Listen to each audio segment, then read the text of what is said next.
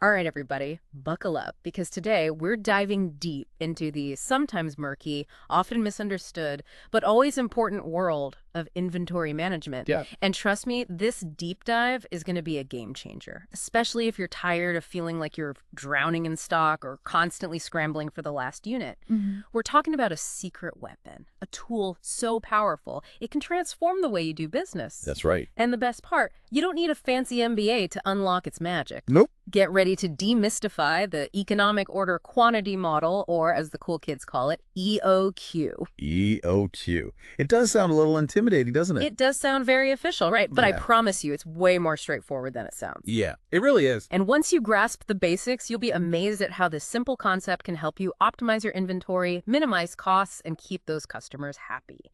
So let's break it down. Okay. What exactly is EOQ, and why should every business owner out there care about it? Well, in a nutshell, EOQ is all about finding that sweet spot, that perfect order size that keeps your inventory lean and mean while avoiding those dreaded stockouts. Okay, I like where this is going. Lean and mean inventory. Who doesn't want that? Right. It's like finding that delicate balance between ordering too much and ordering too little. Because let's be honest, both extremes can really hurt your bottom line. Oh, absolutely. Imagine this. You're constantly placing tiny little orders to avoid having too much stock on hand. Sounds good in theory, right? Right. You're like, oh, I'm agile, I'm keeping my inventory low. But in reality, all those individual orders, those processing fees, those shipping costs, they can really add up. And suddenly you're bleeding money. It's like death by 1,000 paper cuts. Or should I say death by 1,000 tiny orders? Exactly.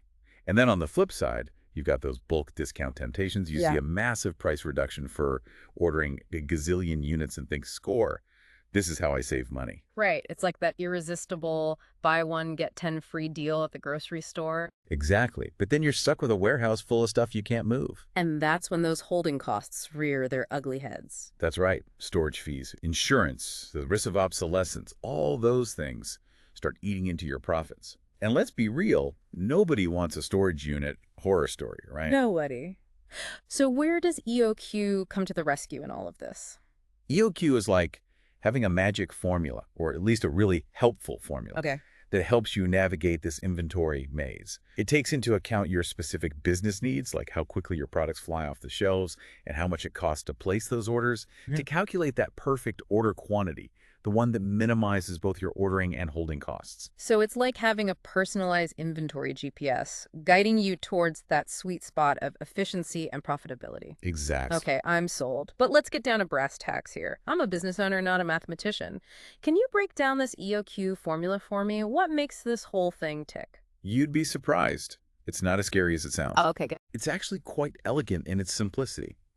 First off, we've got the demand rate. Think of it like the heartbeat of your business, how much of your product is flying off the shelves over a certain time. Gotcha. So if I'm selling, let's say, 100 handmade candles a month, that's my demand rate. Exactly. You got it. Then we factor in those order costs. Okay. This covers everything involved in placing that order, processing fees, shipping costs, even the time your team spends getting those candles packaged and out the door. Yay. It's essentially a cost that pops up with each order, regardless of whether you're ordering 10 candles or 1,000. All right, makes sense. So placing 10 small orders would mean 10 order costs, and I'm guessing those can add up quickly. Precisely. And on the other side of the equation, we have our holding costs. Okay. This is where your warehouse space, insurance, and even the risk of your awesome candles becoming obsolete comes into play. Yeah. Holding on to inventory isn't free. Think about it Like my overflowing shoe collection. Exactly. They might spark joy, but they're taking up valuable real estate in your closet. And let's be real, storage units aren't cheap these days. They're not.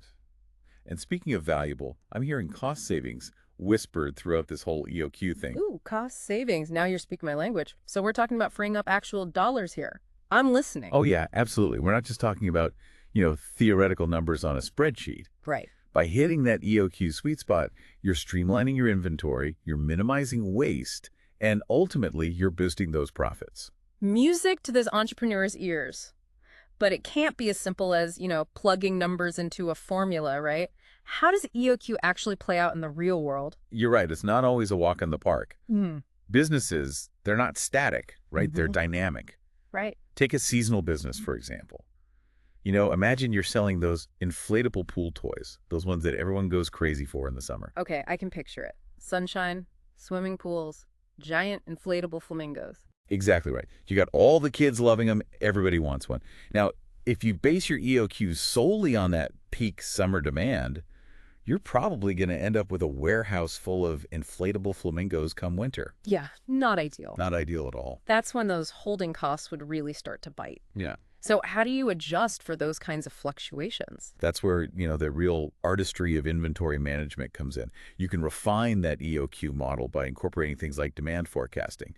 You look at historical sales data, you see what the market trends are, maybe even factor in the weather. So you're basically adding a crystal ball to the equation. In a way, yeah. Yeah. I mean, not literally a crystal ball, but you're using data and those predictive analytics to try to anticipate those swings in demand and adjust your EOQ accordingly. So you're not just reacting to the market, you're trying to stay one step ahead. Now that's what I call smart inventory management. But even with the best predictions, things happen. What about those unexpected supply chain hiccups everyone's always talking about? Ah, yes, those infamous supply chain disruptions, right. Those can definitely throw a wrench into even the most carefully calculated EOQ plans. Imagine a sudden surge in demand for your product. Let's say, I don't know. Okay, let's say my handmade candles go viral on social media. Everyone's going crazy for them. My website is blowing up. That's fantastic news, right? That's what you want. But now you need to ramp up production to try to meet that demand. If your EOQ is based on your usual, steady order size, you might find yourself scrambling to get those candles made and shipped out. And risk missing out on a massive opportunity because I don't have enough inventory on hand. Exactly. That's exactly it. And then you've also got those unforeseen delays, right? Factory shutdowns. You've got shipping container shortages. Right. The list goes on and on. And any of those things can throw your carefully calculated EOQ completely out of whack. So EOQ isn't like a magic wand we can wave to make all our inventory problems disappear. Right. Yeah. It's not a magic wand. Or like a compass. Yeah, I like that. Okay, It'll point you in the right direction, sure. Yeah, exactly. But if you're trying to navigate a jungle, you're going to need more than just a compass. Absolutely. So what other tools and strategies can businesses use to navigate those real-world complexities we were talking about? Well, we can't talk about inventory management in this day and age without talking about technology. That's right.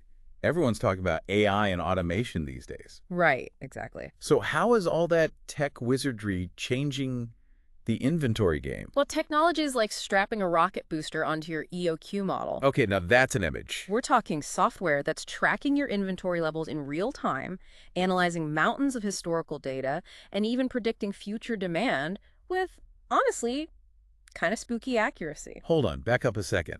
That sounds like something straight out of a sci-fi movie. How does that even work? Okay, picture this. You're sitting at your desk, sipping your coffee, maybe daydreaming about those viral candles of yours. Suddenly, Ding! you get an alert from your inventory management system. It says, hey, it's time to order more of those amazing candles. And by the way, based on all the data we've crunched, you might want to think about increasing your order by 20%. No more last-minute scrambles, no more missed opportunities. It's like having a personal inventory psychic working around the clock. I know, right? It's like having a crystal ball that actually works. Exactly. Okay, so we've got EOQ, we've got technology. Anything else our listeners should have on their radar? I keep hearing this term just in time thrown around. Oh yeah, just in time, JIT. It's a different approach to inventory management, Okay. but it can work really well alongside EOQ. Oh, interesting. So it's not either. No, Huh? not at all. The idea behind JIT is all about keeping your inventory super lean, receiving goods only when you need them, whether that's for production or to fulfill those customer orders. So instead of having a warehouse overflowing with stuff, it's more like a perfectly timed dance. You got it. It's like you're getting those inflatable flamingos delivered just as the summer sun hits. Right on cue. Okay, but that sounds a little nerve-wracking. It can be. Timing is everything. But if you get it right. The payoff can be huge. Reduced inventory costs, improved cash flow, and you're much more agile, able to respond to those market changes quickly. So it's like a high-stakes balancing act. In a way, it is. But those rewards, Yeah. definitely worth it for a lot of businesses. I can see why they're so popular. So to wrap up our EOQ deep dive, it sounds like this model isn't just some old formula gathering dust on a shelf. Definitely not. It's a dynamic tool that, when combined with those smart strategies and technology we were talking about, can really revolutionize the way businesses handle inventory. Absolutely. It's all about understanding the principles behind EOQ, you know? Right. The why behind the what. Exactly. And then figuring out how to adapt those principles to your own specific business needs. Finding that sweet spot, just like we talked about at the beginning. Exactly. Efficiency, responsiveness. It's Yeah. all connected. Well, on that note, I think it's time to wrap up this deep dive into the fascinating, always evolving world of EOQ. Yeah, this is a good one. We hope you've walked away with some valuable insights, and maybe, just maybe, you're feeling ready to conquer your own inventory challenges. You got this. And remember, knowledge is power. And with the power of EOQ, well, you can transform your inventory from a necessary evil into a real strategic advantage. Until next time, happy optimizing, everyone.